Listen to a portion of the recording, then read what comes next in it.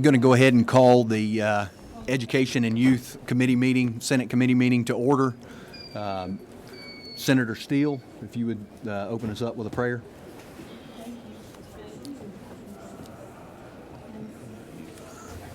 If y'all please bow your heads. Heavenly Father, thank you so much for bringing us here together today. Thank you for this committee and the focus that everyone has here for the children of this state. God, please let all of our work, our actions, our thoughts, and our deeds be with you and what is best for our kids here and across the great state of Georgia. In your son's name we pray. Amen. Amen. Thank you.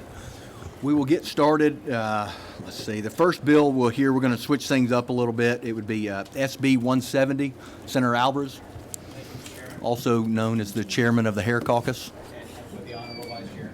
Mind if I brought two gentlemen to stand up here? Would that be okay? Would like that very much. Thank you. I'll steal that, Greg, if you don't mind. All right. Sit right there.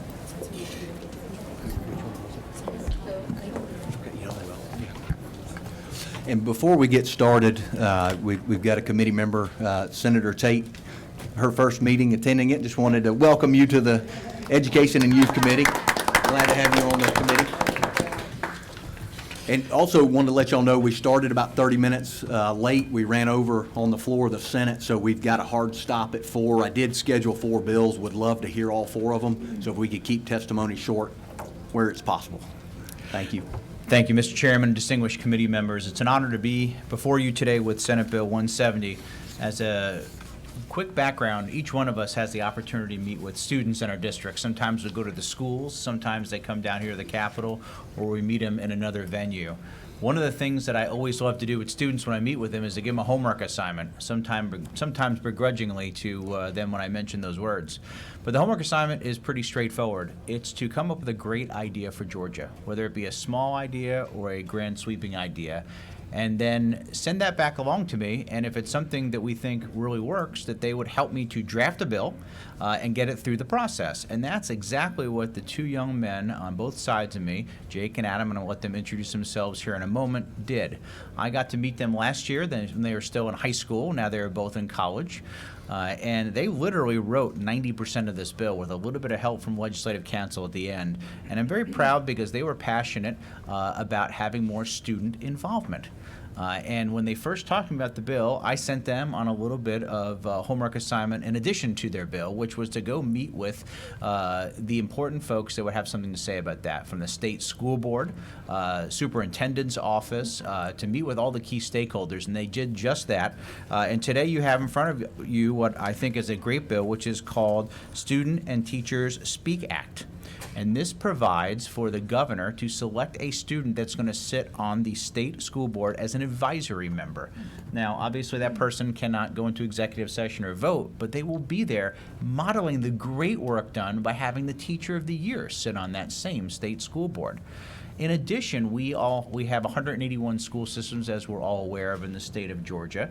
And for the 181 school systems, a process we cannot constitutionally mandate, but we can hopefully highly encourage the school boards at each of those county and city levels to do the very same thing, to have that representation there. We know when we communicate more between those who are elected, parents, students, teachers, that we get better outcomes. And that's really what this bill does. It's a fairly simple bill, but if it's okay with you, Mr. Chairman, I'd like to give these 2 gentlemen an opportunity to speak because it's really their piece of legislation. I'm just honored to help carry it through the Senate. Looking forward to hearing their testimony. Great. Well, I'm going to start out with Adam here, and then he'll pass it over. Thank you so much, Mr. Chairman, all of the committee members. I appreciate you taking the time to hear me. So just 2 years ago, for some context, Senate Bill 88 enabled the State Teacher of the Year to serve as the advisor ex officio to the state school board. In our consultation with members, including Chairman Downey, they indicated that having the Teacher of the Year on the state school board was very valuable in informing their policy decisions. And the addition of a student perspective, we believe, will only further inform these policy decisions. And the idea of a student perspective is not new. According to a 2020 National School Boards Association nationwide survey, 32 states have already reported having the appointment of a student school board member either as a local option or required by the state. And of these boards, 75% of them only have one student member, just as our bill proposes. And then students are primary stakeholders in education. Therefore, we think they would be valuable in informing the very policy that impacts them. And in their service as a member, they will gain indispensable skills in advocacy, leadership, and involvement in the democratic process, in addition to representing their very student body. However, an important stipulation that we want to make clear is that on the local level, nearly complete discretion is given to local boards so that local power is left in the hands of the local boards. And this is important to avoid an unfunded mandate as well. And in closing, then I'll pass it on to my co-author, Jake Hayes. Local school boards are a uniquely American institution, and they enable school boards to be flexible and responsive to the needs of the local community.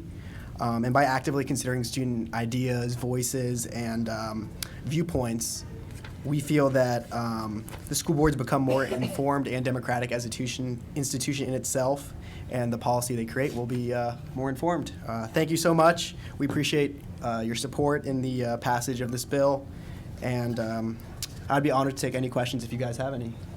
Thank you. Any questions from committee members? All right. Thank you, Mr. Chairman. Thank you.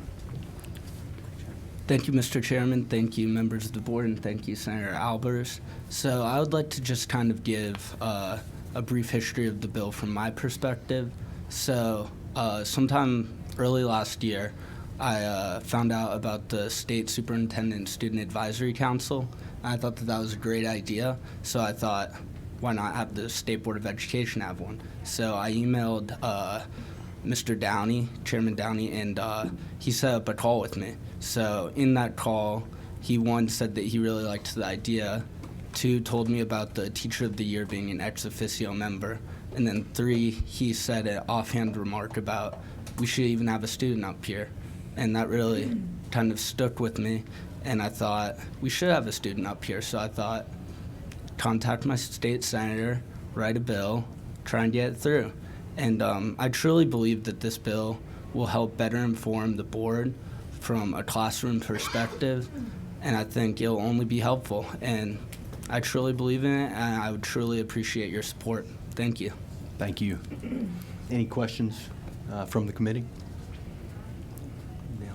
And I happen to agree. Oh, yeah, go ahead. Well, it's actually not a question. I was just going to say, at the appropriate time, I would like to make a motion whenever you're ready to entertain it. Yeah, ready to entertain it. I'd like to move that do pass on SB 170. All right. All in favor, raise your hand. Any opposed, same sign. Passes unanimously. Thank you so much, Mr. Chairman, members of Good the job, committee. gentlemen. Thank Thank you. you. Thank you all very much.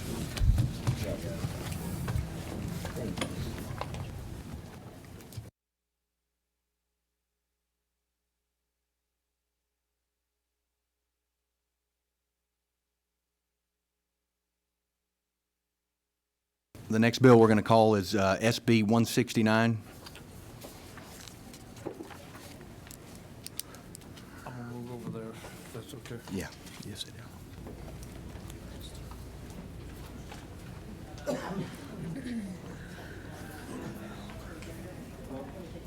Sure.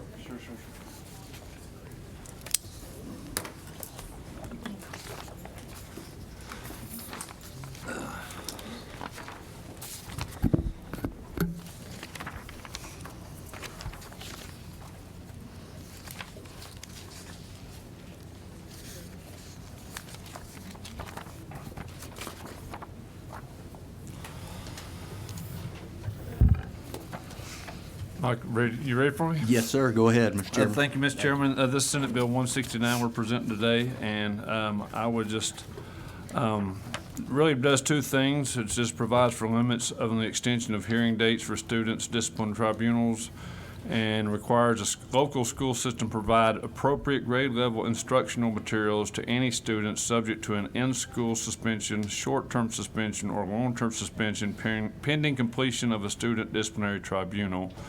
And just because, the main reason is, as a state juvenile probation officer for all those years, I saw that, a lot of times these kids were getting punted and to go home on vacation.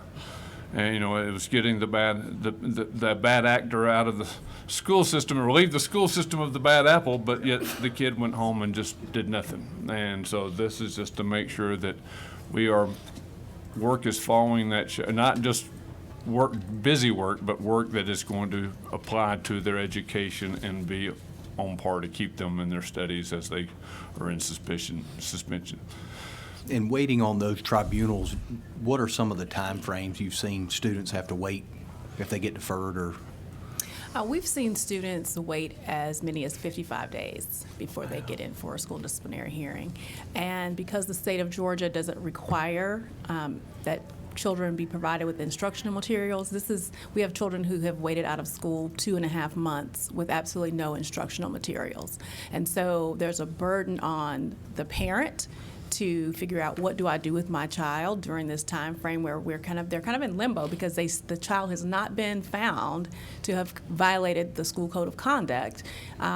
And you have teachers who are in a difficult situation, a stressful situation, because when those students come back to school, they have to figure out how to catch those students up to where the other kids in the class are. So the goal of this bill is really to just kind of create some timelines and parameters around the process to ensure, that there's due process for students, that the process is efficient and timely, and also that we are not creating an undue burden on our parents and our teachers who have to figure out what they are doing with these students as a result of these proceedings.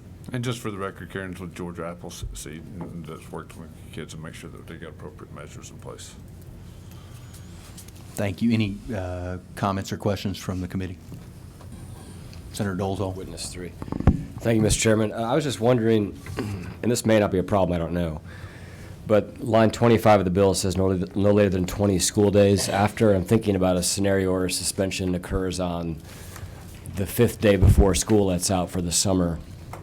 And I'm wondering if it's worthwhile to have a provision in here that maybe has a calendar day limit as well, because conceivably that student then would sit over the entire summer without having their case adjudicated, and that may be appropriate to do. So I'd be curious to get your input on that. I'm not determined that this is a problem, but I'm wondering if it would be helpful to have something that would take that into consideration. Well, I think that might be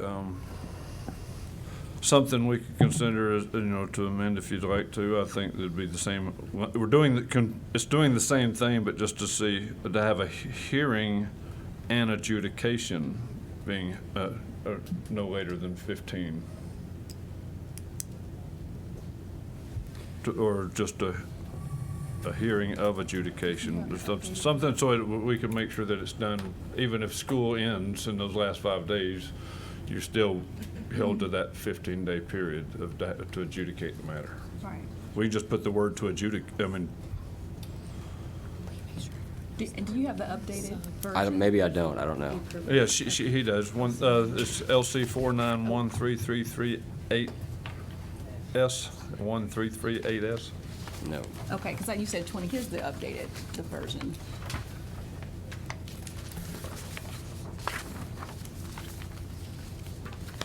And that's the substitute I'm offering.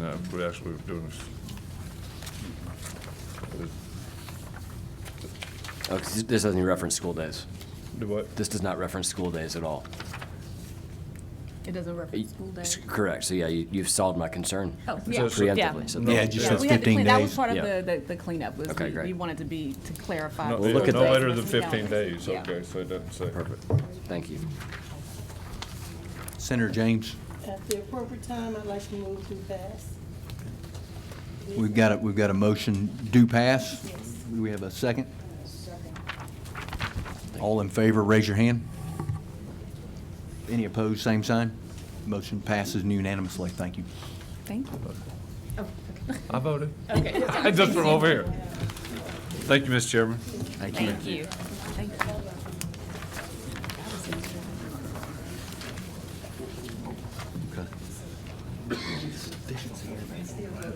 I'm in the zone.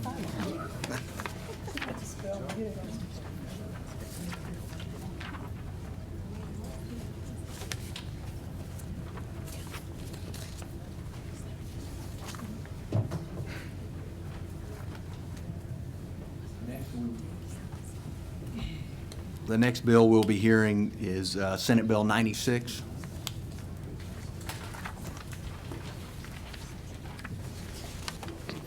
Good afternoon, Mr. Chairman and committee, and I'm going to be expedient because I get the feeling from this side of the room that senators are ready to get out of here, so I feel your pain. So Senate Bill 96 simply requires the PSC to consider any nationally accredited educator prep program. Currently, the state agency that regulates teacher accreditation, the Professional Standards Commission, prohibits any out-of-state educator prep program for applying in Georgia, even if they meet all academic and operational requirements.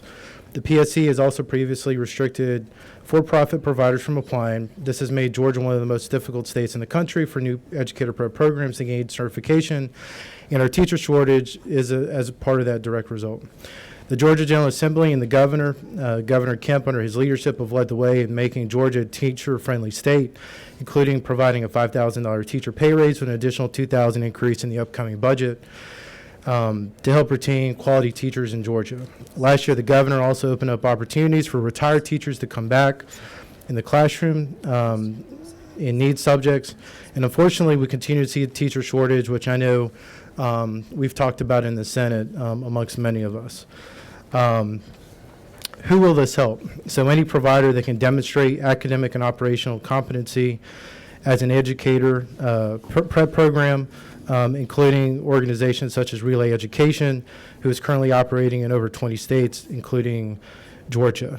And then, Mr. Chairman, at the appropriate time, in consultation, having a conversation with the director of the PSC, Matthew Arthur, I do have a couple of friendly amendments that he and I have both agreed on in terms of updating the verbiage to lines 32 and 33 at the appropriate time. And with that, I'll take questions.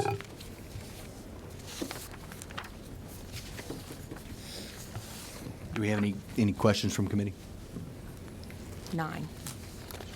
Thank you, Mr. Chairman. Thank you so much, Senator. Question about lines 30 and 31.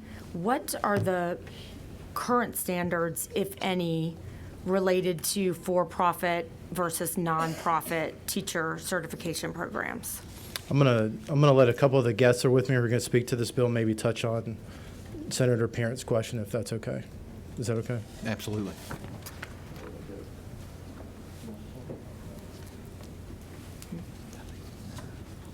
Okay. Hey, I'm Dave Howland. I'm the Executive Director of Teach for America here in Atlanta. We've placed over 2,000 teachers in Georgia in the past 20 years. So the question was specifically about the for-profit nature. The differences here as far as what the current standards say. Like, there's a distinction in the bill, so I'm curious what is currently delineated, if anything, in our law. I am not actually clear about I'm not clear about the nonprofit, the for-profit status of the organizations, how those come in. If someone wants to speak to it, yeah. We're neutral. We've got for-profit and profit all over the state. We're neutral. Exactly what he says. We already are. We've got for-profit and not-for-profit. So this restates current practice? Yes. Okay, thank you. Matt Arthur. Okay, you are. Thank you. Any further questions from the committee? See, now, do you have a further presentation? Yeah, I think there's a couple other folks who want to testify. Just briefly on behalf of Teach for America, so we specifically have been placing teachers across the country for almost 30 years now, and we've had many partners like Relay and many other states that have been very successful. In Atlanta and Georgia specifically, we've had challenges with certification partners, largely not based on the quality of the programs here available in Georgia, but in terms of the flexibility that they can allow our teachers to come in and get fully certified to teach long term. We know that Relay is an amazing partner that we would love to work with here in Georgia. We work with them in a number of other states. And so specifically, this would be a fantastic bill for us as we are trying to continue to bring more teachers into the state, because it allow the flexibility for our teachers when they come to be able to train effectively, teach for their 2 years, and then be fully certified to teach long term.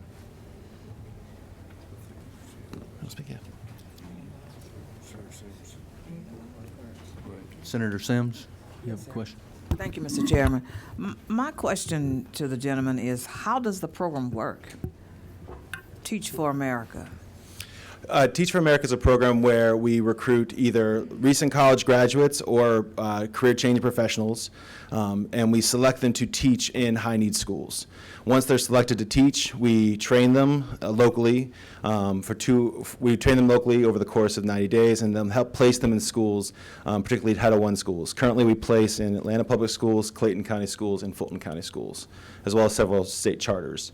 And then through the course of their 2-year commitment to teaching, they participate in certification programs so they can stay long-term. Another question, Mr. Chairman. Why high needs?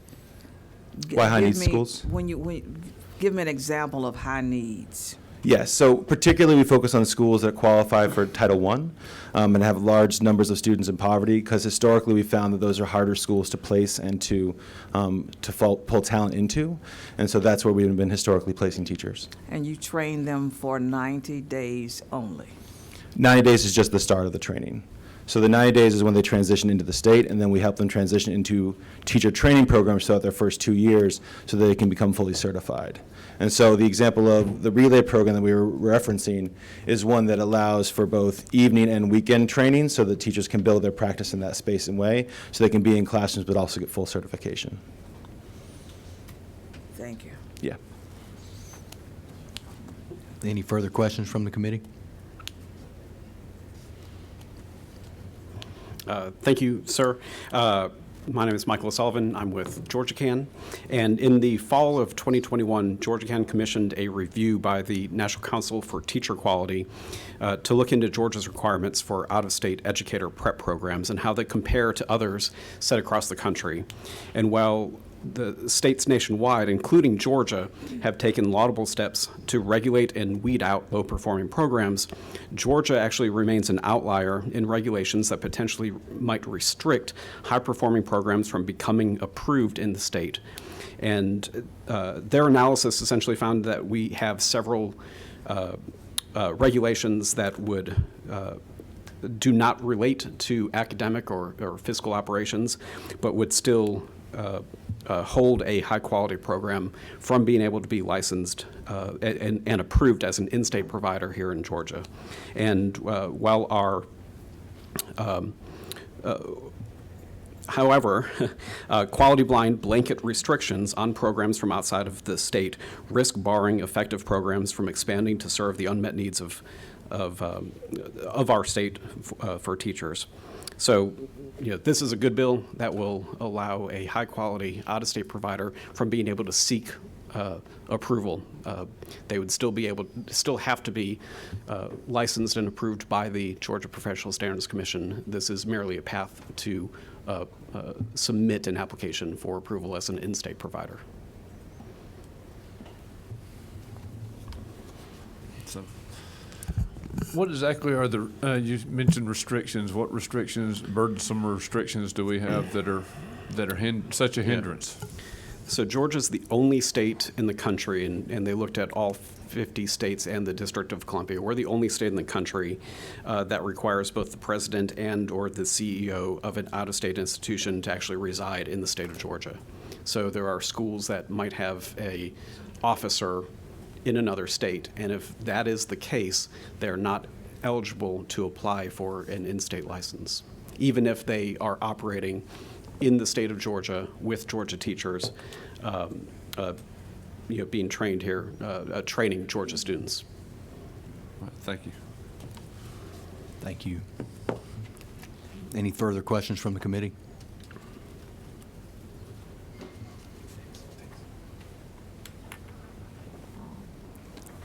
Hold on one second, Senator. Sure.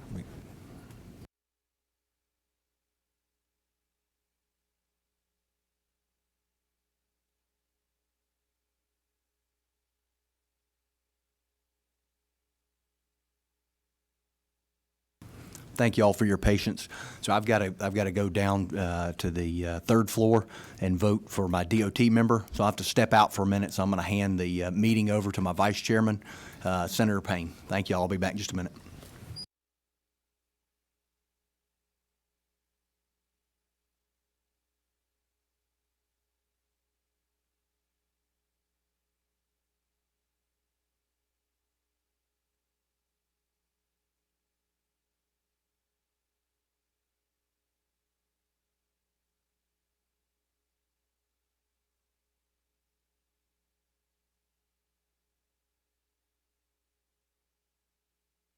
Ask, do we have any questions any further questions from the committee?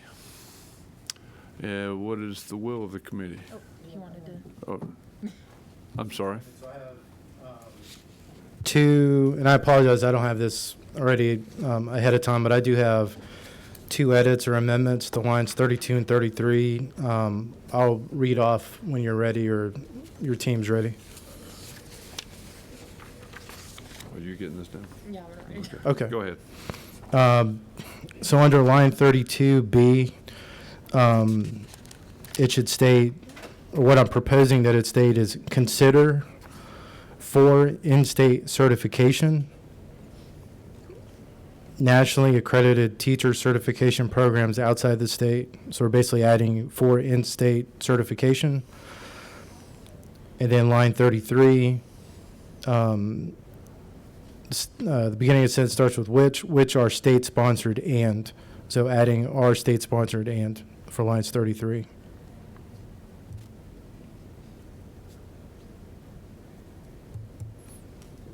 And this is just to clean up the language based on recommendations from Mr. Arthur.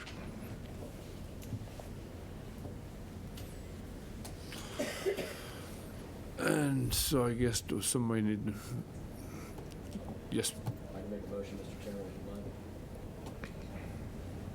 I can either do it as he stated, or I can read it as he stated. you go ahead and right there. I'll make a motion to add lines 32 after the word, excuse me, consider, add the words for in-state certification. And on line 33, after the word which, add the words are state-sponsored and. So the new sentence would read, consider for in-state certification, nationally accredited, ... on line 33, which are state-sponsored, and meet academic accreditation and certification requirements. All right, thank you. We got a motion. I have a second. Any further discussion?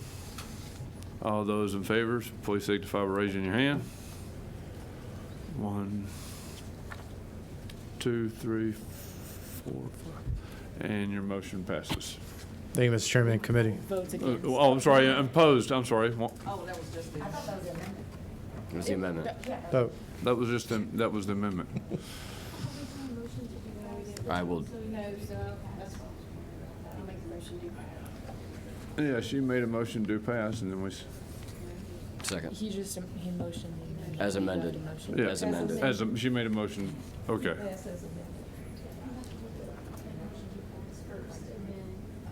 That's what it just did.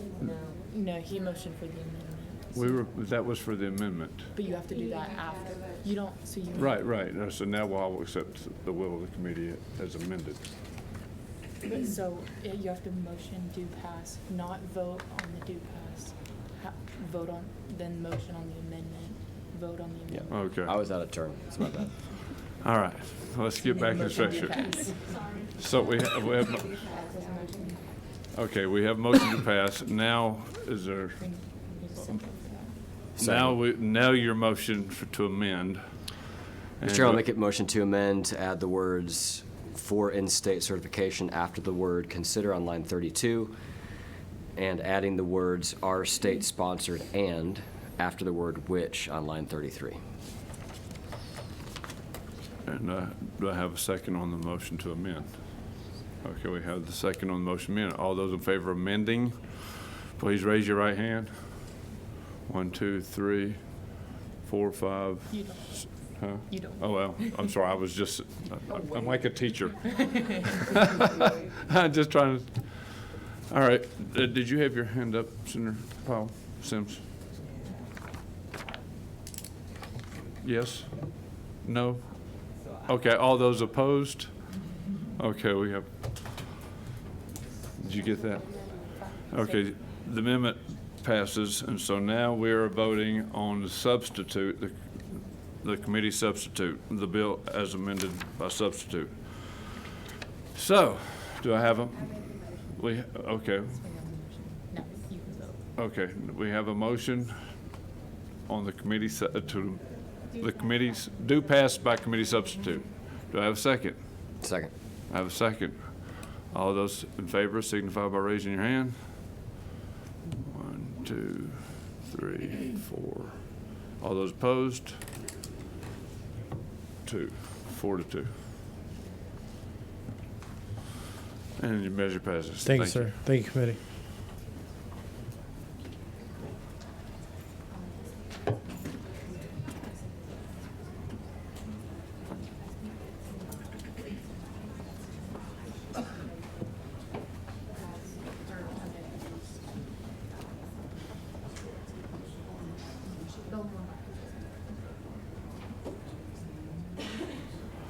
All right, Senator James, if you, yes, you may just sit there, be fine. Just sit. Number 11. If you want to go ahead and present Senate Bill 18, and your, what number? 11. Thank you. Thank you very much for hearing this bill that would deal with designation of certain intra-district transfer students.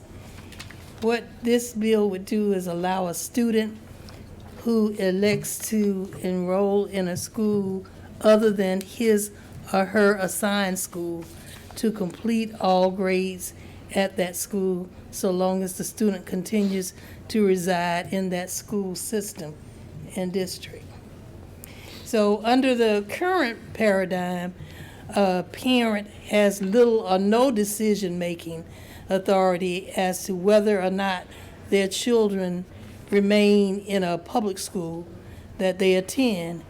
And if they move outside of the school's attendance zone, but still remain within the district attendance zone, they still don't have any authority to move.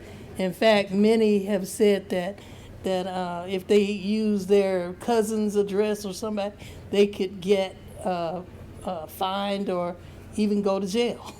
So they asked me to put this bill in, and in most cases, the family receives a letter from the school or the school district that their child must be removed from that school when they find out that they don't have the residential, even though they live in the district and they pay taxes in the district.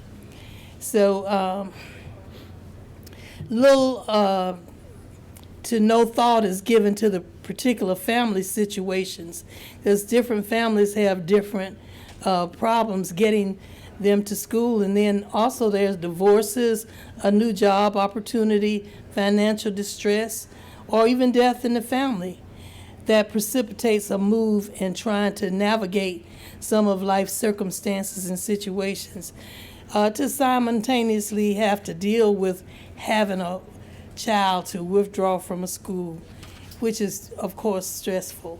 So this would allow a parent to, if the school has room and they're in the district and pay their taxes there, to see if their child can go to that school. And the high school across the street might be where all the siblings go, and this might be the middle school, but instead it's miles and miles apart.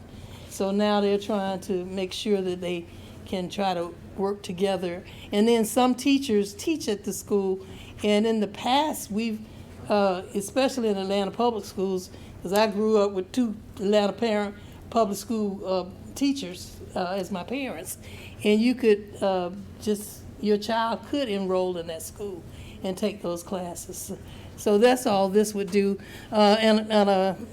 We want to make sure that if they want to decide to remain in that school and they are currently enrolled, despite moving outside of the attendance zone, not the district, but still live within that district, that they should be allowed to do so as long as they can provide their own transportation to and from school.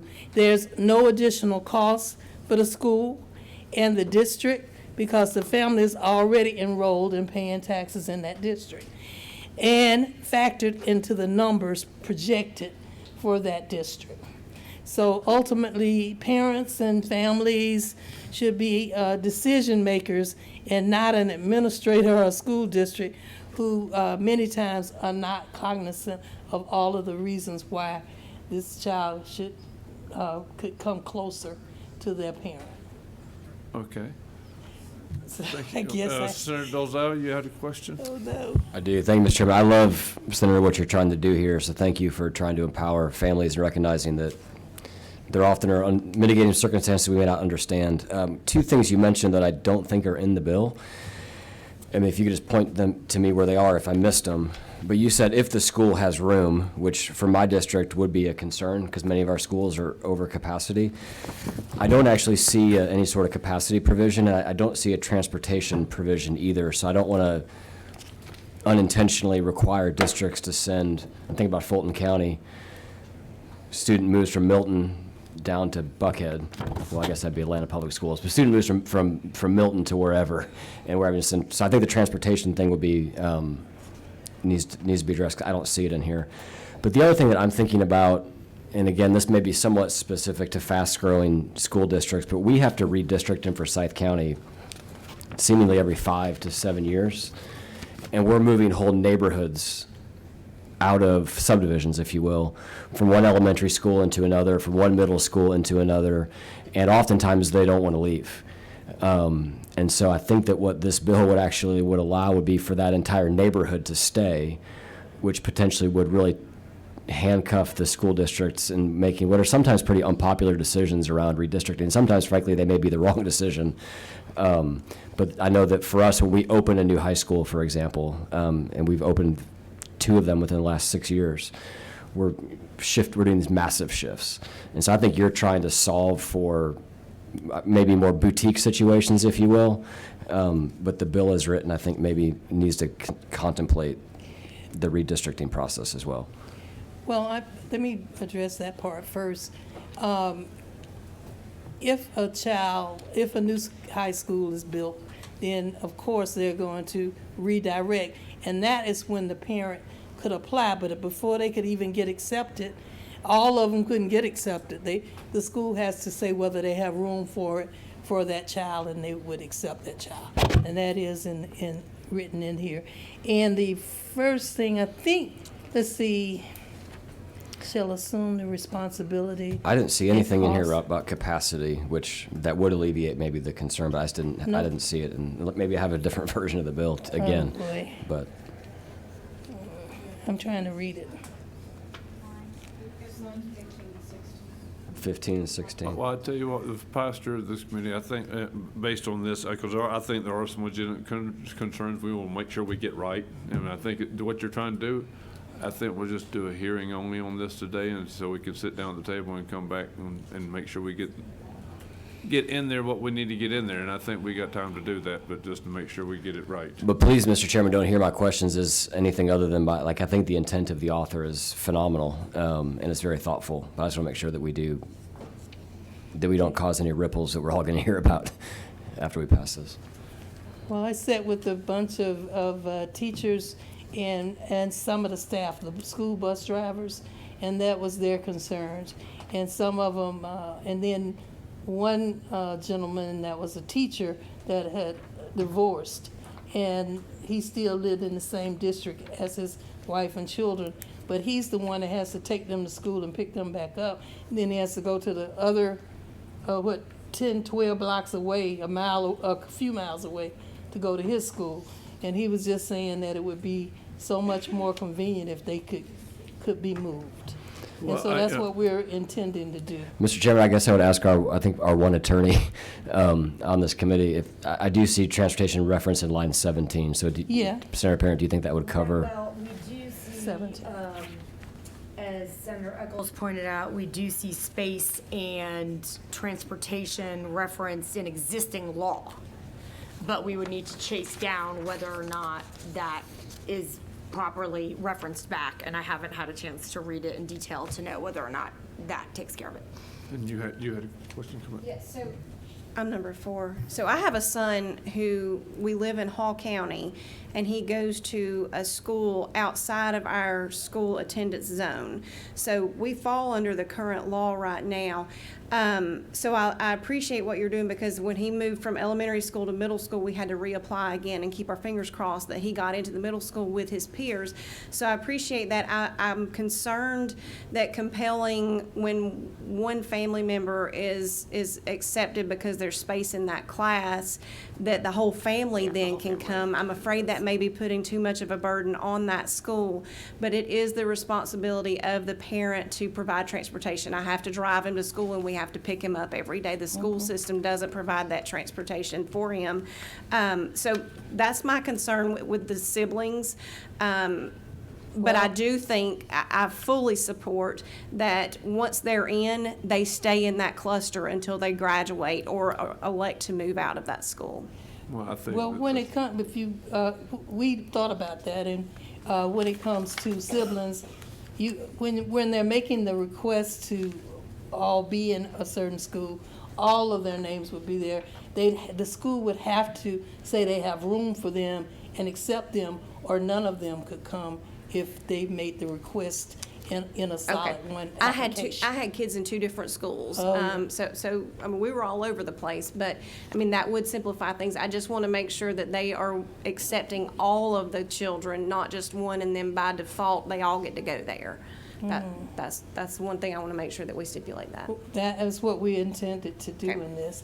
And in fact, my son lives in Douglas County, and his oldest goes to Chapel Hill High School. And then there's a middle school right next door and an elementary school within a half a block. But the middle school child has to go like maybe 10 miles away for whatever reason. But the good thing, I guess, for him is that they have buses that pick him up at the house and bring him back. So that was the only reason why it wasn't a really huge concern with him personally. I think it's line 50, that's section D. It just says each sibling, including each step sibling and adopted sibling, for an originating student may at his or her election be enrolled. I think that's the part where I just want to make sure that each student is accepted and that there's room for each child in that family.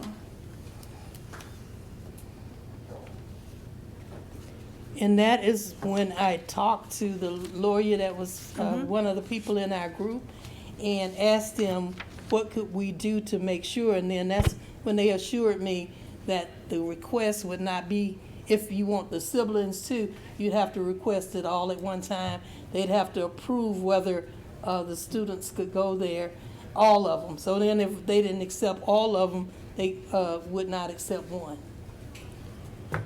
Right. That's what this is supposed to be.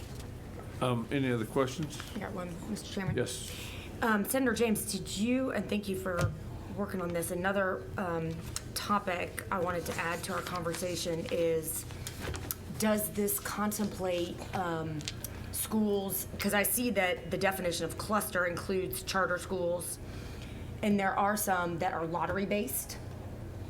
Well, so I would want this is all for public, so there Public are charters. charter schools that are public. So yes, it would include all public schools. But my point is, if they are lottery-based, then you would run into the same problem that Senator Echols was raising about making, it couldn't be that one, I don't think it would be wise to have one win the lottery and then the whole family gets to go. Oh, I see what you're You saying. see what I'm saying? Yeah. But this is to improve that if one of them got there, but you didn't want that one to be, you wanted the one to be with all the rest of them, then you would go to the residential school rather than accept the lottery. Well, you could do that right now. Yeah, you can do that. So that way it would not be a problem. Yeah, so that's just another thing to put on your radar as the bill author, making sure that it's buttoned down as it relates to charter schools. And also, another thing I'm kind of curious about as it relates to the high schools, and maybe another committee member understands this better than I do. I'm mostly familiar with clusters where there's one high school, and I think that is more the definition, and then there are other schools underneath it. So I'm a little confused about the discussion about they would all go to that high school because it's talking about a cluster. You see what I'm saying? I see what you're saying, but cluster meaning the different levels, elementary, then middle, and then high school.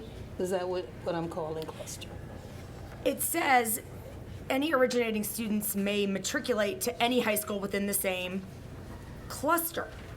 And I'm only familiar with there being one high school in a cluster unless you're also talking about charter schools, which I think it does. So I guess that was my question is, it doesn't seem to me that there would be that many high schools to discuss, and maybe the main issue that you're bringing in here at the high school level would be charter schools. Okay. I'm trying to look at our research person that gave me, that answered some of the same questions for me, but I don't think that they're in this particular. But we did address that. And maybe cluster shouldn't be the word then. It should be district, Well, in the same district. I think the consensus of everybody up here is that everybody likes the idea, where you're going with this, what you're trying to do. I think just the devil's in the details. And so I just ask you if you get with Senator Dozal and see if we can just make sure we get the language right, and then it's at chairman's discretion, we hear it back again and see if we can get it passed, because I think what you're trying to do is really a good idea. And I agree with the vice chairman. Definitely want to perfect the bill and get it back here and have another hearing on it for sure. Thank you very much. Yes, ma'am. I was hoping we could move it, but, you know, I hope that you'll have time to hear it again. Yes, ma'am. Thank you. Thank you so much for presenting. Sorry I had to step out. I apologize. And with that, we will we'll adjourn the hearing for today. Thank you all so much for coming, and see you next week.